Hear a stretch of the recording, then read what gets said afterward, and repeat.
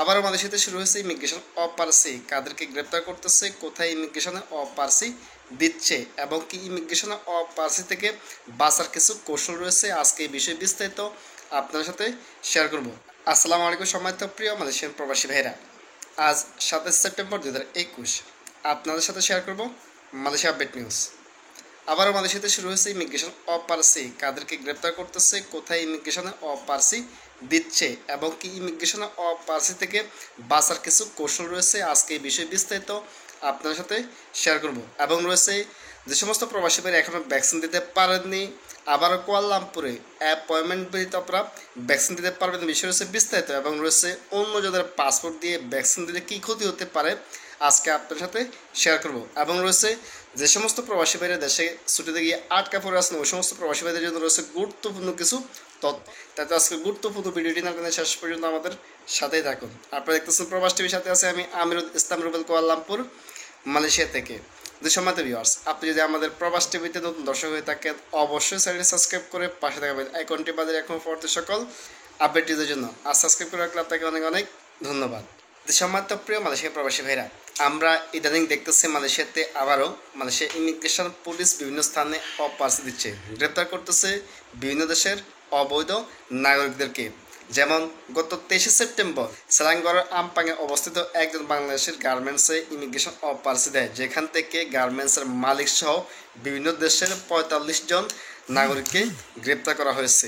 এবং কি তার সাথে সাথে গত 24 সেপ্টেম্বর সেলাঙ্গর সুঙ্গাইকাইউ গ্রামে এবং কি ব্লাকঙ্গে এই দুটি স্থানে ইমিগ্রেশন অপারসি পরিচালনা করে, যেখান থেকে ৫৫ জন বিদেশি নাগরিককে আটক করা হয়েছে, যাদের মধ্য থেকে যাচাই বাছাই করে ২৭ জন অবৈধ প্রবাসীদেরকে গ্রেপ্তার করেছে, যাদের মধ্যে রয়েছে বিভিন্ন দেশের নাগরিক। এবং কি তার সাথে সাথে কিন্তু প্রতিনিয়ত আমরা দেখতেছি মালয়েশিয়ার বিভিন্ন স্থানে ছোট বড় পুলিশ ইমিগ্রেশন অপারসি চলতেছে, গ্রেপ্তার করা হচ্ছে অবৈধ প্রবাসীদেরকে। এবং কি তার পাশাপাশি গ্রেপ্তার করা হচ্ছে যে সমস্ত নাগরিকদের উপরে বিভিন্ন যে অপরাধে যুক্ত রয়েছেন বা বিভিন্ন অপরাধের জন্য যাদের মামলা রয়েছে তাদেরকেও গ্রেপ্তার করতেছে। সম্মানিত প্রিয় প্রবাসী ভাইরা, বর্তমানে অপারসির সংখ্যাও কিন্তু বাড়তেছে আমরা দেখতেছি। এবং কি বিভিন্ন স্থানে কিন্তু বিশেষ করে যে সমস্ত প্রজেক্টে কনস্ট্রাকশন এরিয়াতে, ফ্যাক্টরিতে এবং কি বিভিন্ন অ্যাপার্টমেন্টে যে সমস্ত যে এরিয়াতে বিদেশি নাগরিকরা বসবাস করতেছে এবং কি যে সমস্ত এরিয়ার জন্য বা যে সমস্ত এরিয়ার উপর যে কমপ্লেন রয়েছে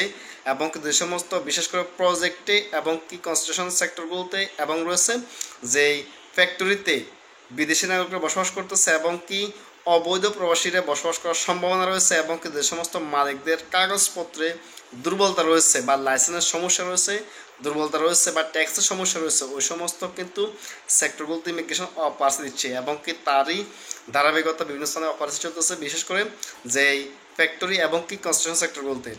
এবং কি আরও একটি বড় কারণ হচ্ছে বর্তমান এ সময় কিন্তু মালয়েশিয়াতে চলতেছে রিক্যালিব্রেশনের মাধ্যমে বৈধ হওয়ার কার্যক্রম এবং কি রিক্যালিব্রেশনের মাধ্যমে আবার দেশে যাওয়ার কার্যক্রম চলতেছে। তো সেক্ষেত্রে বর্তমান এ সময় কিন্তু ইমিগ্রেশনের তাদের রেকর্ড অনুসারে কিন্তু যথেষ্ট পরিমাণ বিভিন্ন দেশের অবৈধ প্রবাসী ভাইরা মালয়েশিয়াতে বসবাস করতেছে।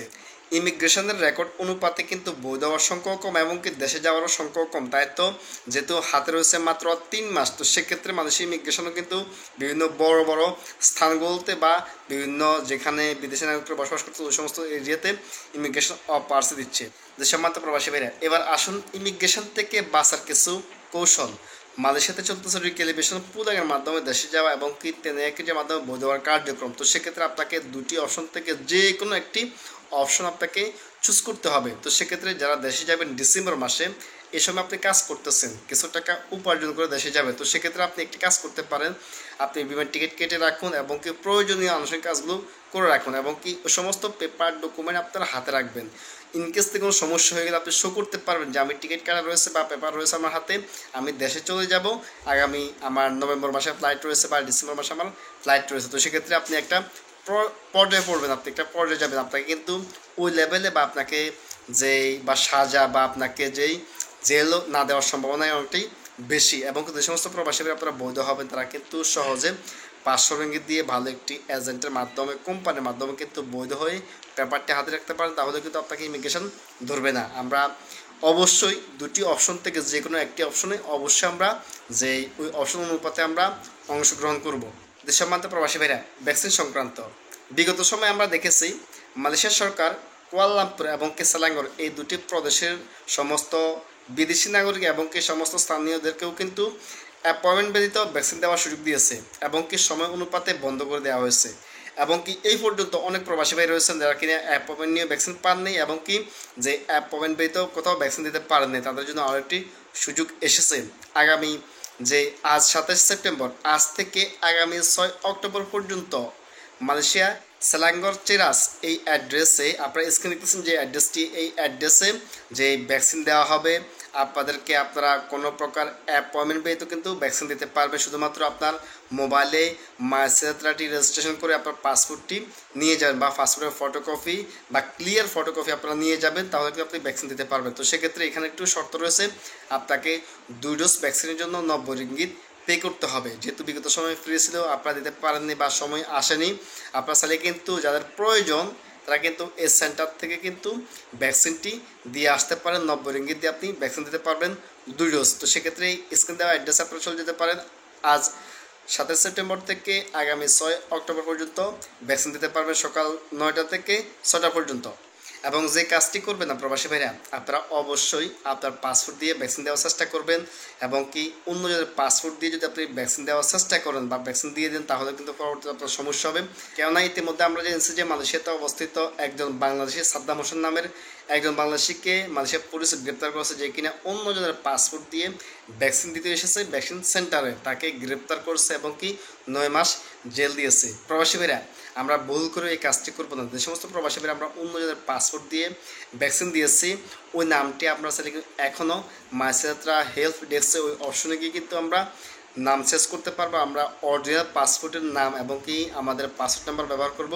আপনি চাইলে কিন্তু এখন আপনার স্টেট এবং কি সমস্ত কিছু আপনি চেঞ্জ করতে পারবেন, অপশনটি রয়েছে। ভুল করে অন্য যাদের পাসপোর্ট দিয়ে ভ্যাকসিন দিবেন না, যারা দিয়েছেন আবার এখনও সুযোগ রয়েছে, আপনারা চাইলে কিন্তু নামটি পরিবর্তন করতে পারেন। যে সম্মানিত প্রবাসী ভাইরা, দেশে আটকা পড়া প্রবাসী ভাইদের প্রসঙ্গে ছুটিতে দেশে গিয়ে আটকা পড়ে আছেন হাজার হাজার প্রবাসী ভাই।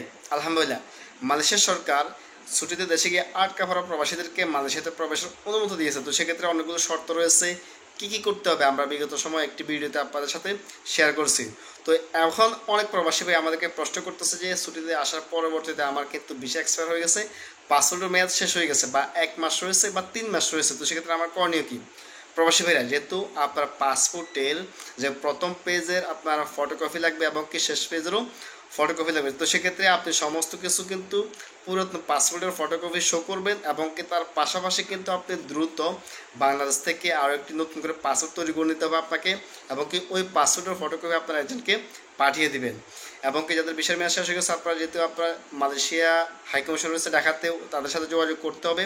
আপনার পুরাতন এবং কি নতুন পাসপোর্ট ডোনারে নিয়ে যেতে হবে আপনাদেরকে, যেহেতু মালয়েশিয়াতে প্রবেশ করতে হলে আপনাকে নতুন করে একটি স্টিকার দিবে টেম্পোরারি পাস, এবং কি মালয়েশিয়াতে আসার পরেও কিন্তু আপনাদেরকে নতুন করে ভিসা রিনিউ করতে হবে। তো সেক্ষেত্রে আপনার নতুন পাসপোর্টটি খুবই গুরুত্বপূর্ণ বর্তমান আপনার জন্য। তো সেক্ষেত্রে প্রবাসী ভাইরা যারা কিনা ছুটিতে দেশে গিয়ে আটকা পড়ে আছেন, আপনার ভিসার মেয়াদ শেষ হয়ে গেছে অথবা ভিসার মেয়াদ রয়েছে, আপনার পাসপোর্টের মেয়াদ শেষ কবে ওই অনুপাতে পাসপোর্টটি রিনিউ করে দেশ থেকে নিয়ে আসুন, আপনার জন্য ভালো একটি প্লাস পয়েন্ট হবে। মালয়েশিয়াতে এসে কিন্তু রিনিউ করতে পারবেন না, 5 মাস 7 মাস 10 মাসও লেগে যেতে পারে, বিষয় আমরা একটু লক্ষ্য রাখবো।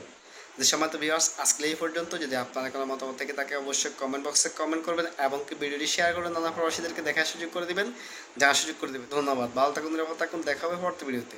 আল্লাহ হাফেজ।